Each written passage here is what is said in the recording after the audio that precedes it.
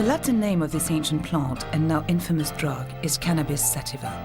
While this plant has been an integral part of mankind's history for countless years, you will not find it in the history books. It is a plant with two faces. On the one hand, it supplies us with hemp, whose legitimate uses includes clothing, canvas and rope making. And, on the other hand, it is the source of cannabis, the illegal psychotropic drug. This is the story of cannabis sativa, the plant with many, many uses. We are near Le Mans, in west of France. Hemp has been grown here for hundreds of years, for both domestic and industrial use.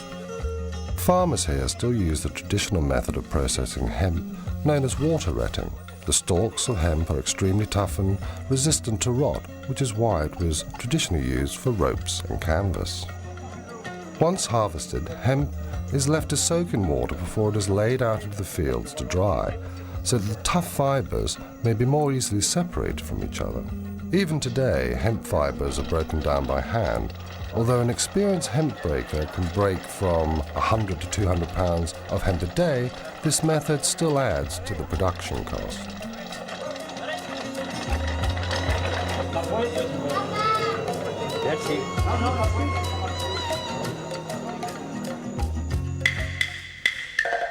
Cannabis sativa is one of the most ancient plants cultivated by mankind. Hemp processing was already developed in China 8,000 years before Christ was born. Hemp was first harvested for its seeds, a rich source of amino acids used for food. Then it was discovered that by breaking the stalks, they could use the fibers to make paper, as well as fishing nets and up to 5,000 hemp-related products, including, of course, textiles. The ancient Chinese called their country the land of hemp and mulberry. Mulberry leaves were used to feed silkworms, from which was produced the precious silk that only the rich and powerful could afford. Everyone else wore hemp clothing. Hemp is called ma by the Chinese, literally meaning plant with two forms, male and female. Hemp was also the first crop to be grown for use in war. The Chinese had originally used bamboo to make bowstrings. Then they discovered that the hemp fiber was stronger and lasted longer. Imperial decrees ordered that certain areas of the land would be exclusively used to grow hemp. An ancient legend says that hemp paper was discovered by Seeliger, a scribe and eunuch of the imperial court. To publicize his discovery, Seeliger pretended to die. He ordered that hemp paper should be burnt around his coffin. Then he arranged his own apparent resurrection and attributed it to the properties of his new invention. Ever since, hemp has been an integral part of the Chinese funeral ceremony known as Wu Fu, or the 5 levels of mourning. This code lays down, among other things, that the family wear different hemp clothes corresponding to their relation with the deceased. The Chinese jealously kept the secret of paper-making for centuries. It wasn't until the 5th century that this knowledge was passed on to other countries, finally appearing in Europe in the 8th century.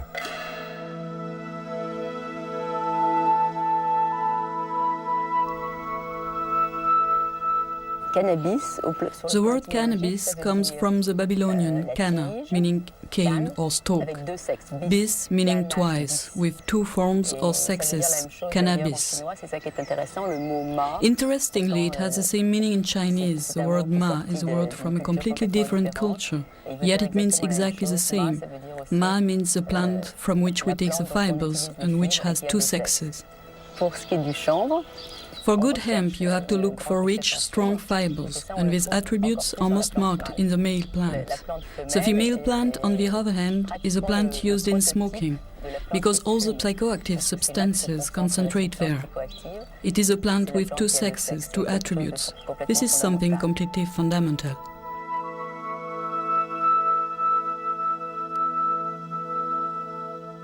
Cannabis has been used medically since the year 2800 BC, when Emperor Shen Nung founded the science of Chinese medicine.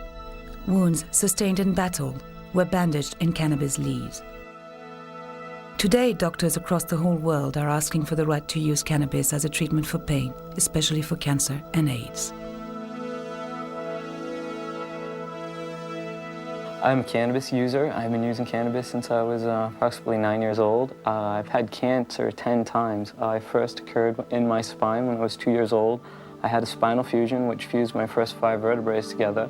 I went on to have it from 2 to 10, 9 times in 8 years. It occurred once again when I was 15. We treated it with radiational therapy. Through the years, I've gone through radiational therapy, chemotherapy, and numerous forms of surgery. And I stumbled upon cannabis once after radiational therapy use. It alleviated my dizziness and nausea, just the secondhand smoke, and it also increased my appetite. And right now, I go around the world and I try to teach people about cannabis and its benefits and its usages, because I found it so beneficial in my situation.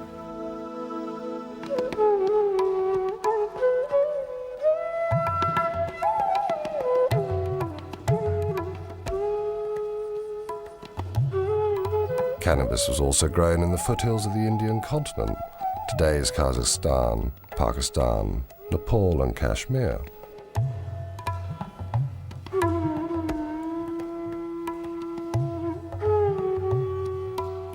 Having gathered the hemp harvest, Indian farmers used the water rotting process to break down the fibers, from which they made hemp flour, porridge or even popcorn. The seeds were also used for food and to make unsaturated oil.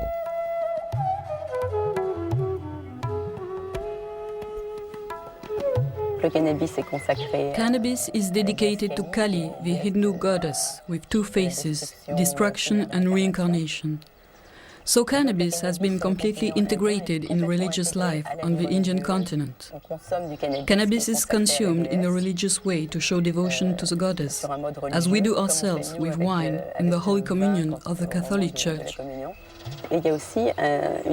Cannabis is also consumed socially.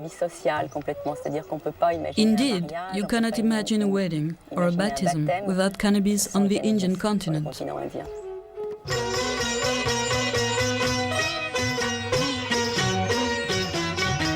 Hey man, try some of this. It's absolutely dynamite. Oh yeah?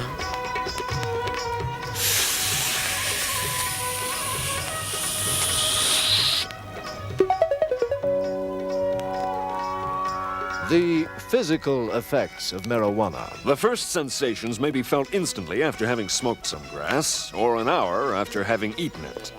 Usually, you creep slowly into a stoned condition, inch by inch, sliding upward, but if you've eaten it, the effects may come upon you suddenly and strike you full force in the middle of a word.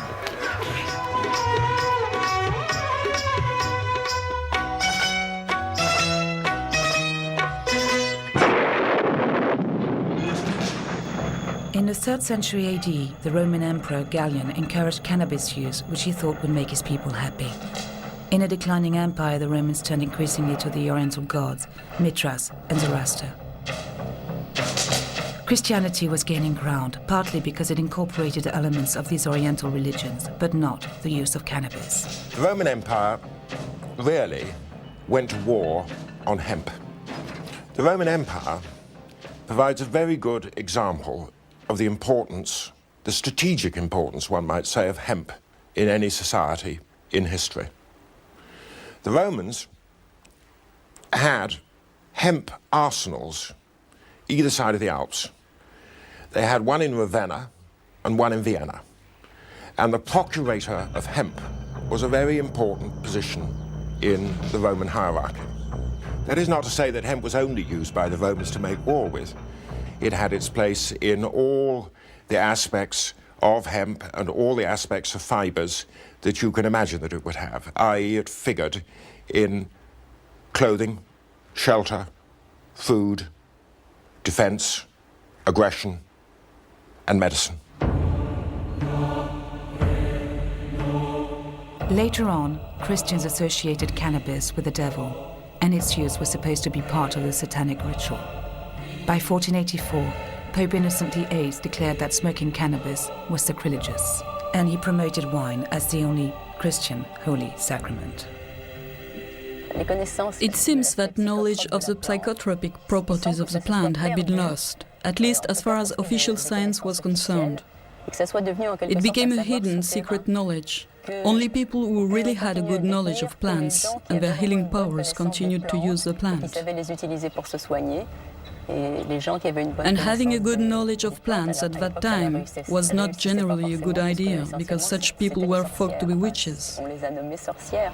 They were called witches because they knew about things that ordinary people didn't know about and didn't understand. It was only in the 9th century that hemp cultivation was encouraged again by Charlemagne. In the monasteries, monks wrote their manuscripts on hemp paper by the light of a hemp oil lamp. In 1945, Gutenberg printed the first Bible. It was printed on hemp paper.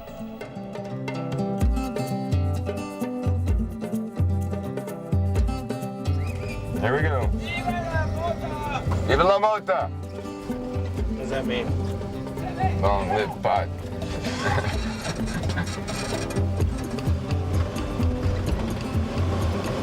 I have a good background and good education. I have 10 years of college, master's degree in biology, and 4 years in the School of Public Health at UCLA.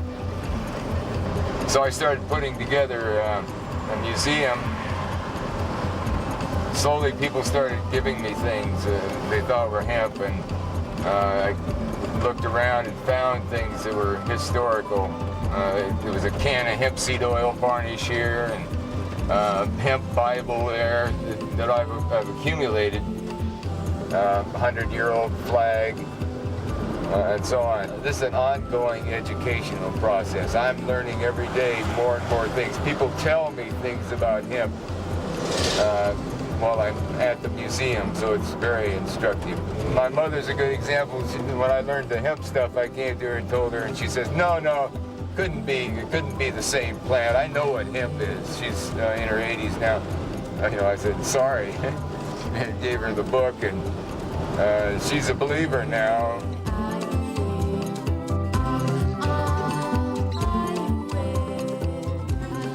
In the 16th century in France, François Rabelais, a doctor and writer, wrote surreptitiously about cannabis in his famous book, Gargantua and Pantagruel.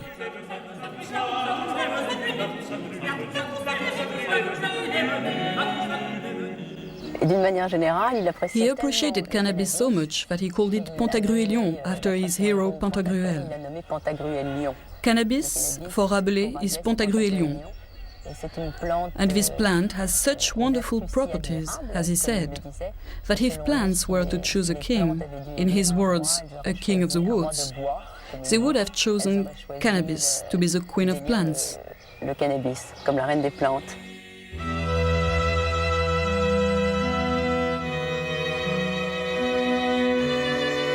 Rabelais' essay on Pantagruelion, stroke hemp, is corroborated by modern authorities.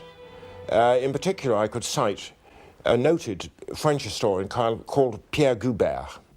He was quite convinced that the marked increase in prosperity in the late 16th and 17th century in Western France was due,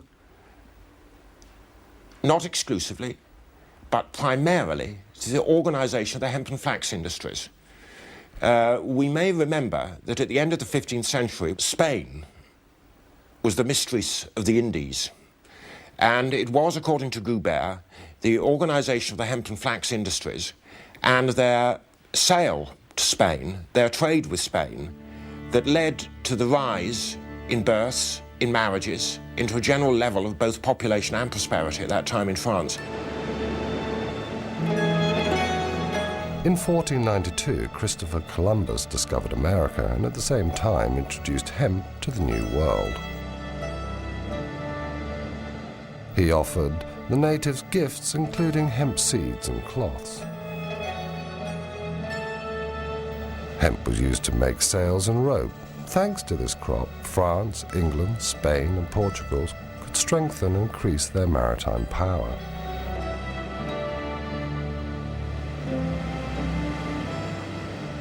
In 1620, the Mayflower brought the Pilgrims to conquer America. In the hold, it also brought hemp seeds.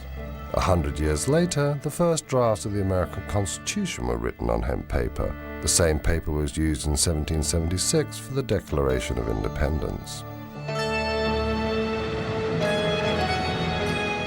Cannabis seeds were now also brought into America by the African slaves.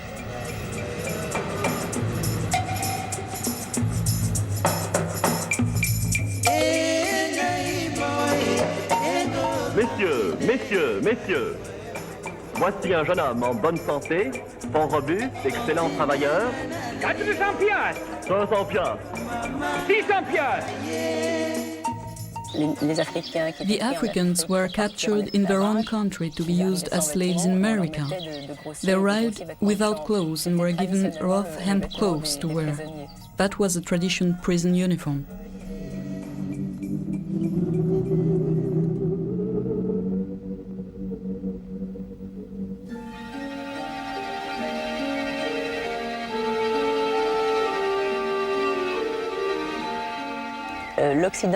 Western countries rediscovered cannabis, or at least its psychotropic properties, which had been hidden from people for centuries, during the expansion of their empires, which also introduced them to other cultural influences. The English rediscovered cannabis in India, and the French did the same in North Africa. When Bonaparte launched his Egyptian campaign, the soldiers brought back home many souvenirs, including hashish. The modern history of hashish in France goes back to Napoleon's Egyptian campaign. Bonaparte was almost assassinated by an Egyptian who had taken hashish. That's how our relation with cannabis started, because straight away Napoleon banned cannabis in Egypt.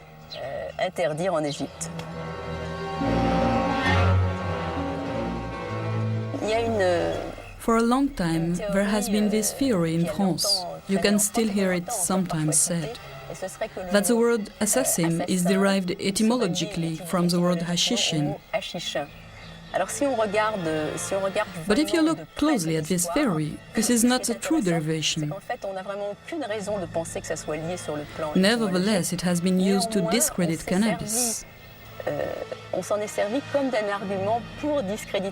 What is interesting is that you can find the idea again behind the climbing myth. The West has often made such mental contortions in order to prove the real danger of cannabis.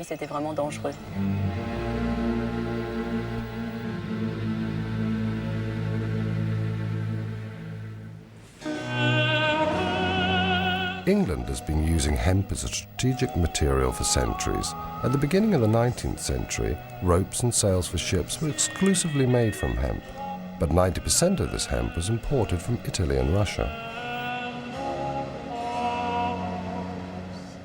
The United Kingdom was seriously worried about maintaining its hemp supplies during the expansion of the Napoleonic Empire.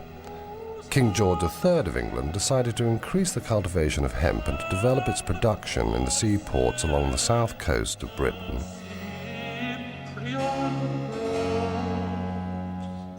Now, Bridport is a most remarkable seaport. It has been making, growing, manufacturing hemp, flax, sailcloth, ropes, twines, nets of every conceivable description since time out of mind. And I use the phrase time out of mind because it was used in a charter by King John of 1213, where he wrote to the burgesses of Bridport and exhorted them night and day to make cables and ropes of every description. There were frequent wars with France, certainly from early medieval times, until, of course, Napoleonic Wars. And Bridport took part in that span of history. In 1803, the British Navy organised a blockade against France. Napoleon counteracted by signing an agreement with the Tsar Alexander I.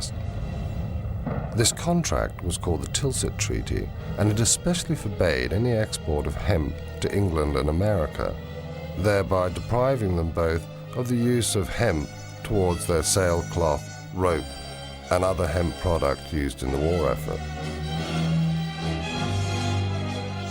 Despite Napoleon's protests, Alexander I allowed merchants to smuggle hemp to Britain. This is one of the reasons why Napoleon decided to invade Russia. But the severe early winter of 1812 forced him to withdraw his troops and led to the end of his empire.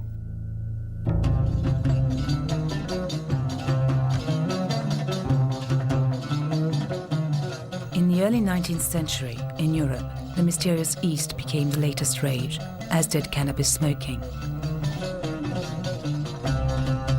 The Oriental wave influenced styles of interior decoration, clothing, and travel abroad.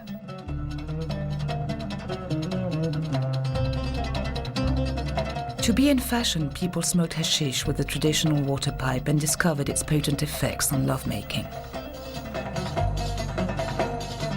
In Paris, the famous Assassin Club was located at Hotel Pimodan. Artists and writers came here to eat Dr. Joseph Moreau de Tours' famous jam, which incorporated hashish. Among them were Théophile Gautier, Eugène Delacroix, Charles Baudelaire, Alexandre Dumas, Gérard de Nerval.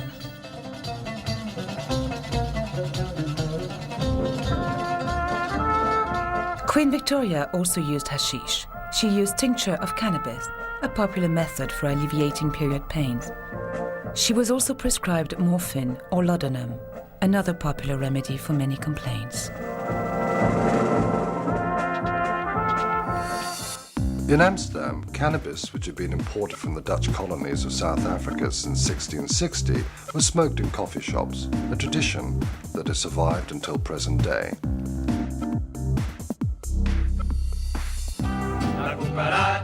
At the end of the 19th century, Indian migrants brought cannabis into Mexico, where it was named marijuana, and then became the symbol of Pancho Villa's rebellion with the song La Cucaracha.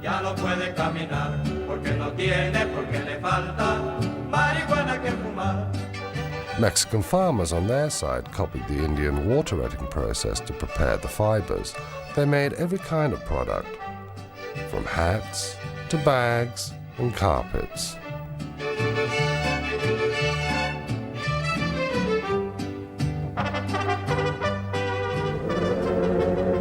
Marijuana traveled from Mexico to the southern states of America. Black people working in the cotton plantations smoked it to try and soften their harsh lives, which were aggravated by the economic aftermath of the Civil War.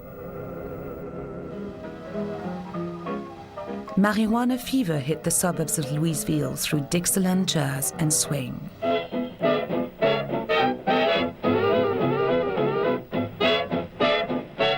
Marijuana was known in America as reefer or grass.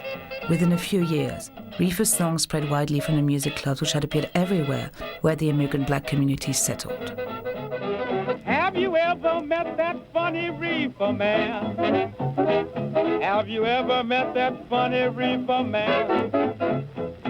Along with new developments in the hemp industry and a growing awareness of the dangers of alcohol, marijuana began to be the subject of interest in the corridors of political power.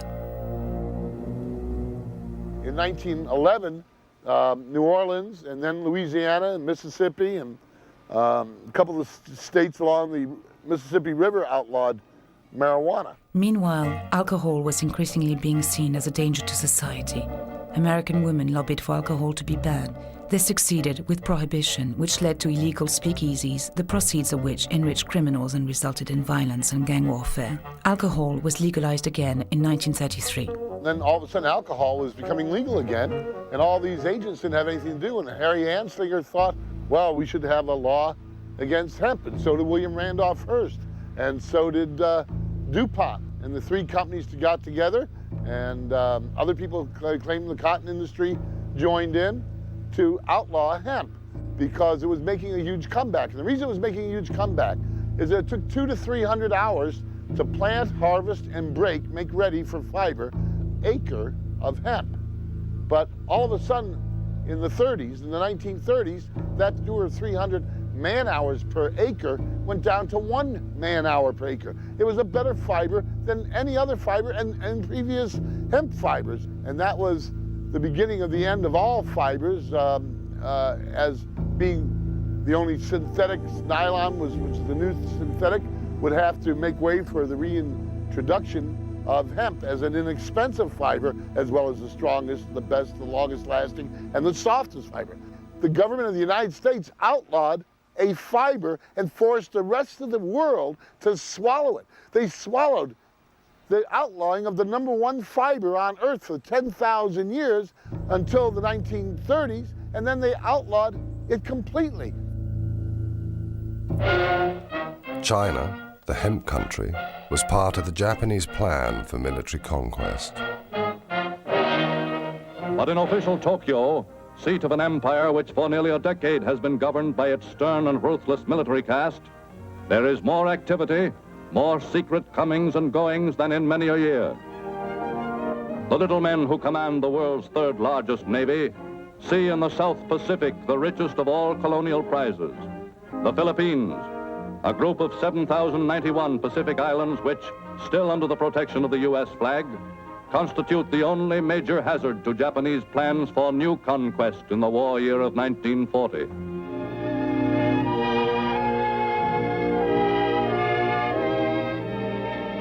Already one important island industry, the growing and processing of Manila hemp, is almost entirely under Japanese control. And within the past few years, by intensive cultivation, Japanese immigrant farmers have increased production of the one cash crop which has long been a virtual Philippine monopoly. The invasion of the two big hemp-producing countries, China and Philippines, was the start of hemp rationing.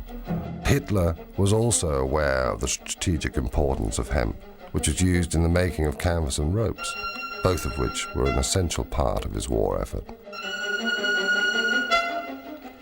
In 1941, when the German army invaded Russia, it blocked Britain's supply of Russian hemp. Germany managed to develop her own hemp production, but the cultivation of this fiber, which had become so necessary in wartime, was still banned in Great Britain.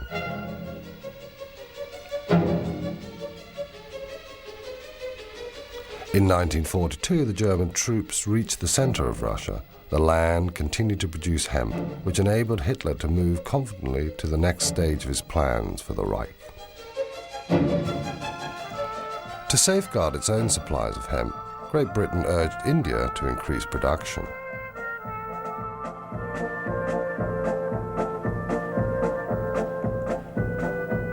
Meanwhile, war was spreading to Japan. Within little more than a year, Japan, successfully employing once again the deceit and treachery which had so well served her in the past, had taken the final desperate plunge. When Japan bombed Pearl Harbor, forcing the United States of America to declare war, Americans realized they were cut off from their hemp supplies. The U.S. Navy was totally dependent upon hemp for rot-resistant ropes for their ships and for many other components. The American government then decided to redevelop their hemp industry. Marijuana was legalized again and farmers received seeds. A propaganda film called Hemp for Victory was then made to encourage this war effort.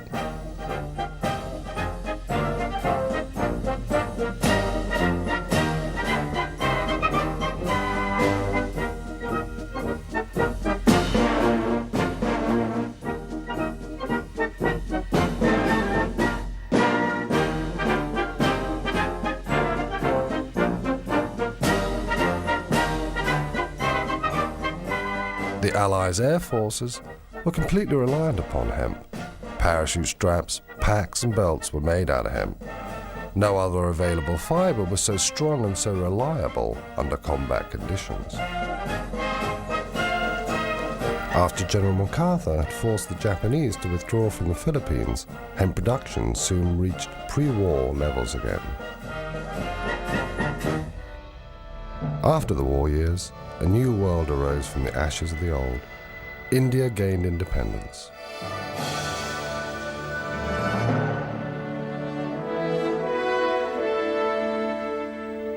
Thanks to automation, India doubled its hemp production and increased its exports to America and the rest of the world.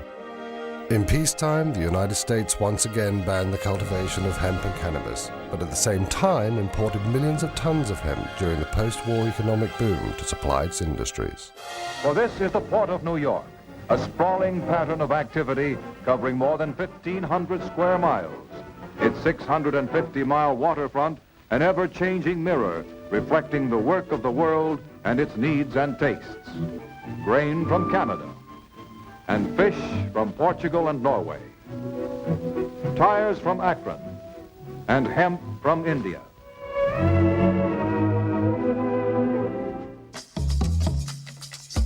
During the post-war years in France, hemp growing and processing went through a revitalized industrial revolution.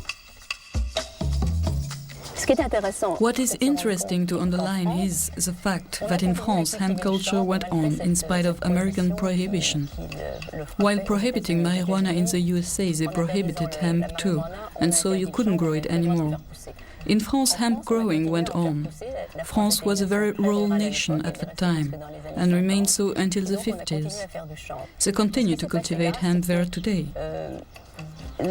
What happened was that synthetic fibers went on to become a huge development.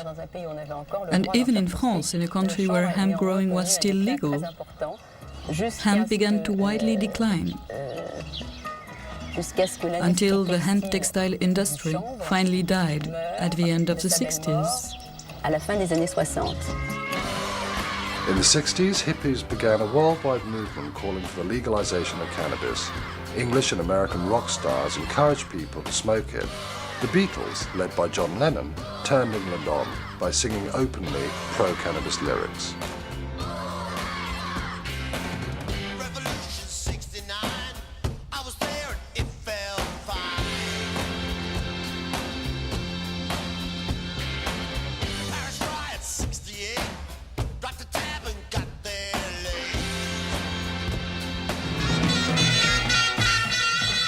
The Rolling Stones' preference for Moroccan hashish brought them more fans, offering an alternative to the Beatles and to the fashion for things Indian.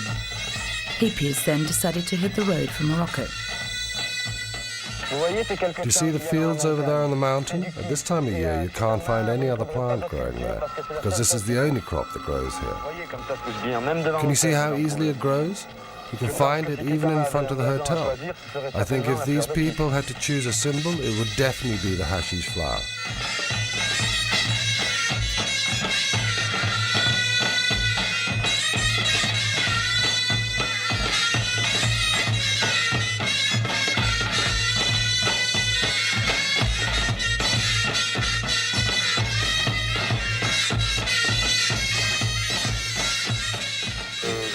I think they grow here at least 10 tons of hashish a year, so there must be other people than hippies who buy it.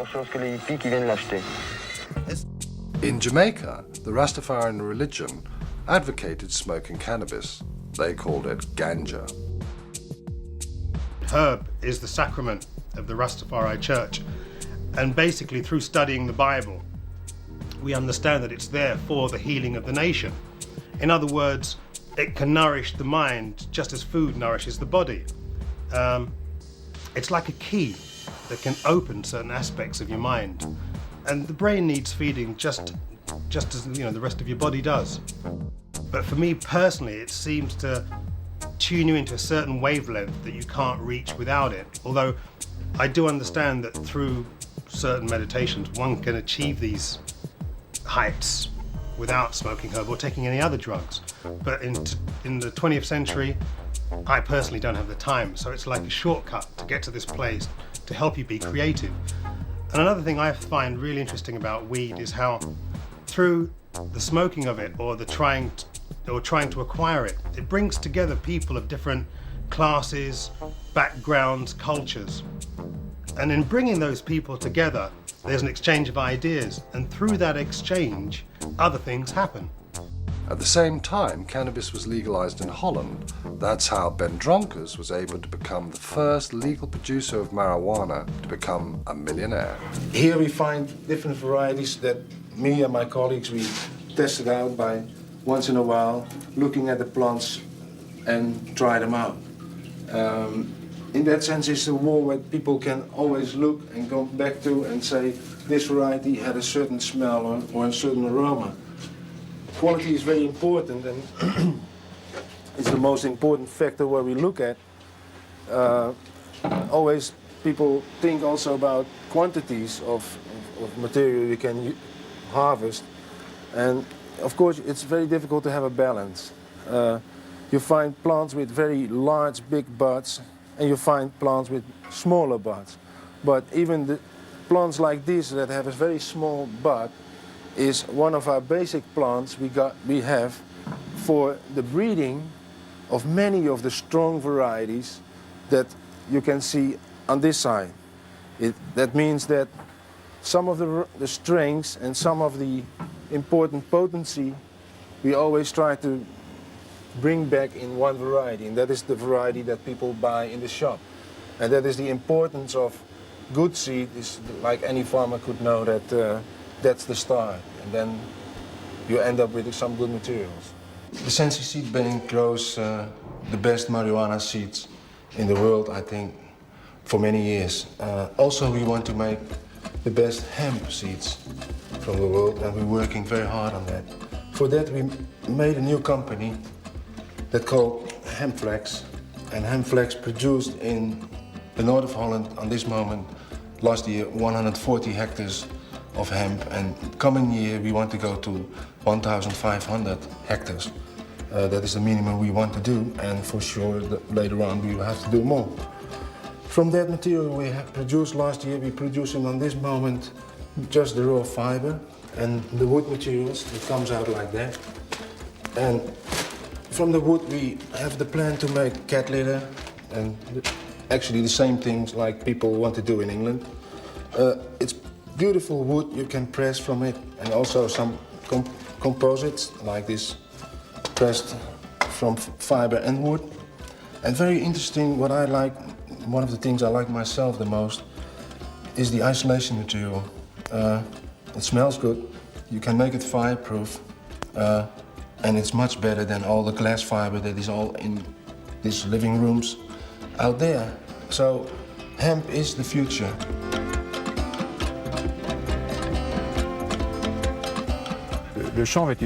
Hemp growing depends directly on contracts. We have to sign first a contract with an industrial society through our Hemp Producers Federation. At this point, it becomes possible to grow hemp. Hemp sowing is made each year around May, and you harvest it around the beginning of September.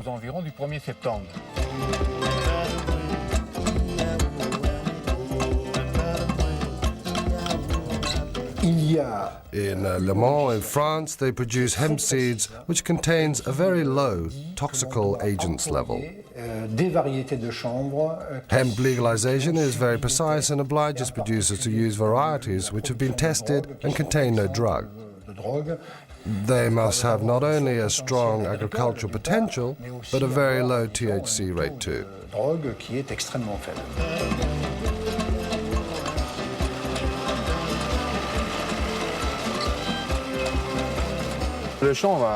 Hemp has a great industrial future. According to the tests we have made and the hemp uses we have developed, you can see that hemp adapted well to a lot of industrial uses, well, such as paper, also textile. Hemp textile has been made since the last century, up to the beginning of now the 20th century, and today we start to develop this sector again, and we hope to reach soon a top level. As far as other industrial uses are concerned, we have now a lot of French and foreign demands to test this material. Here, for example, amongst others, for hemp industrial use, a German asked us to test and incorporate hemp in the braking disc manufacturing process, because it's very resistant and non-toxic at all, non-toxic for human beings. Hemp renewal has drawn the attention of the American Cannabis Bible and magazine High Times, who sent their intrepid journalist Ed Rosenthal to Europe and Hungary to bring back photographs. Ed has issued a book called Hemp Today.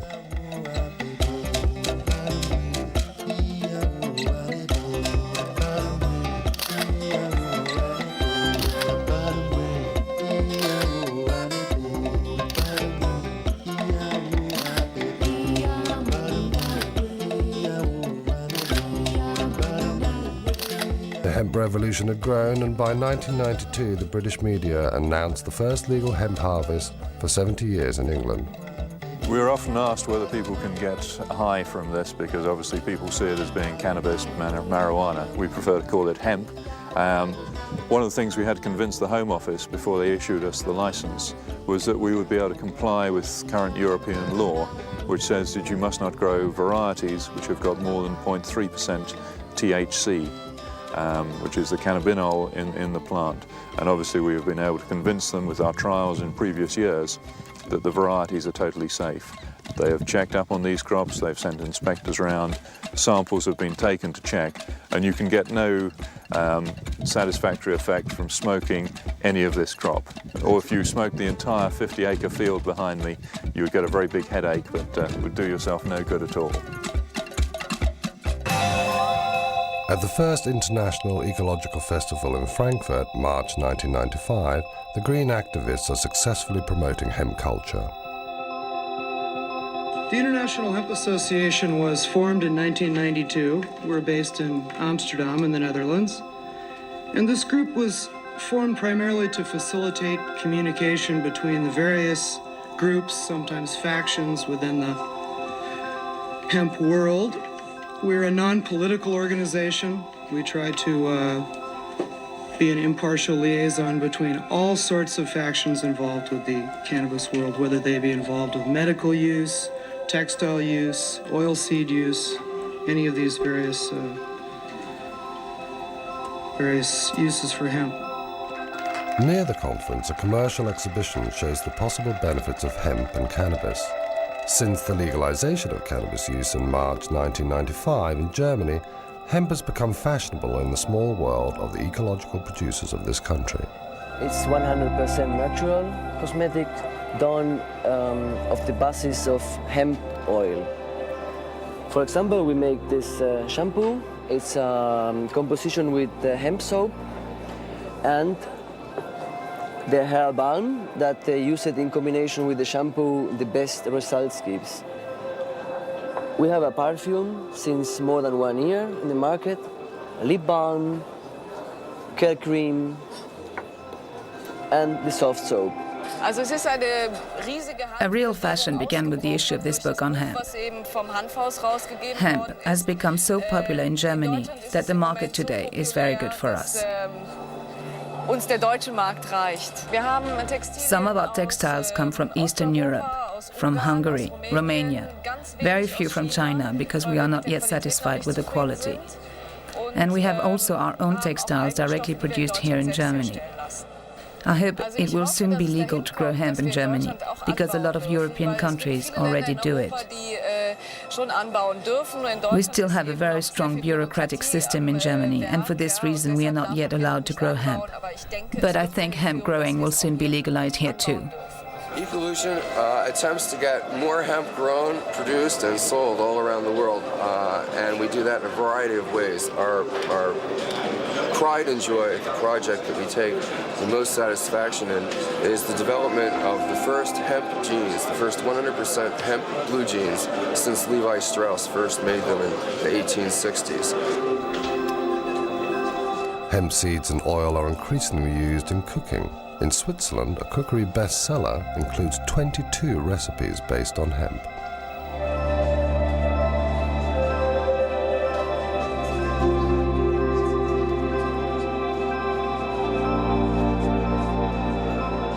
My name is Matthias Bröckers.